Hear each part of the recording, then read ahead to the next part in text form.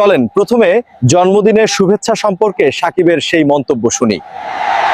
খেলা দেখছে কিংবা খেলা করছে, তাই না? খেলার সাথে যুক্ত ছিল এবং খুব ভাবেই অতপ্রত ভাবেই যুক্ত ছিল। তো সেইখান থেকে একটা সম্পর্ক হয়েছে, তো সেটা সেই সম্পর্ক রাজনীতির আগে থেকে। তো সেই জায়গা থেকে আমি একজনকে উইশ করতেই পারি, ছাড়া অন্য কোনো উদ্দেশ্য, কাউকে কোনো ইঙ্গিত, কোনো কিছু না। ভিডিওটি একটু লক্ষ্য করলে দেখতে পারবেন সাকিব হাসুর জন্মদিনে যে ছবি দিয়ে পোস্ট দিয়েছিল তা এখানকার ছবি।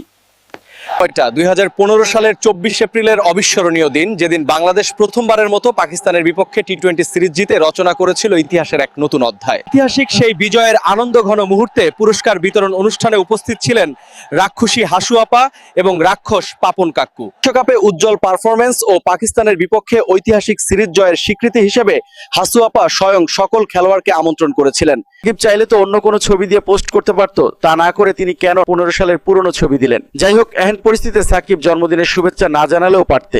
এখন সাকিব আল হাসানকে দেশে আসা নিষেধাজ্ঞা ও দলে কেন নেওয়া হয়নি সে সম্পর্কে মন্তব্য শুনি। যতবার তিনি দেশে আসার জন্য চেয়েছেন এবং খেলার জন্য চেয়েছেন, ততবার তিনি আমাকে বলেছেন যে ভাই, আমাকে জোর করে নমিনেশনটা দেওয়া হয়েছে, আমি রাজনীতির সাথে জড়িত না, আমি শুধু এমপি ইলেকশনটা করেছি, এলাকার মানুষের জন্য কাজ করতে চেয়েছি। কিন্তু আসল সত্যটা তো হচ্ছে তিনি আসলেই আওয়ামী লীগের রাজনীতির সাথেই আষ্টেপৃষ্টে জড়িত, যেটার প্রমাণ আমরা পেলাম। সাকিবের সঙ্গে একাধিকবার আলোচনায় জানিয়েছে যে তাকে জোর করে রাজনীতিতে আনা হয়েছে। সেটা কতটুকু সত্য এবং কতটুকু মিথ্যা তা নিয়ে তো তদন্ত বা মিডিয়ার সামনে কোনোদিন আলোচনা করেননি।